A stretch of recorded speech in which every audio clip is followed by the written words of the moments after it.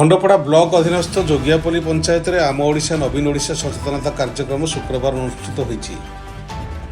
खंडपड़ा block अध्यक्ष उपमा बेहेरा मुख्य अतिथि भाव जोगदे कार्यक्रम को उद्घाटन करथिले।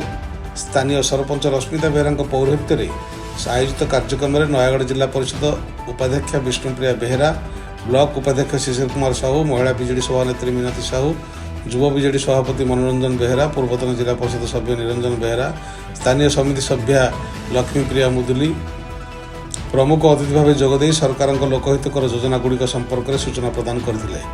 नयागढ़ जिला बीजेडी संपादक विजय कुमार त्रिपाठी कार्यक्रम संयोजन करथिले।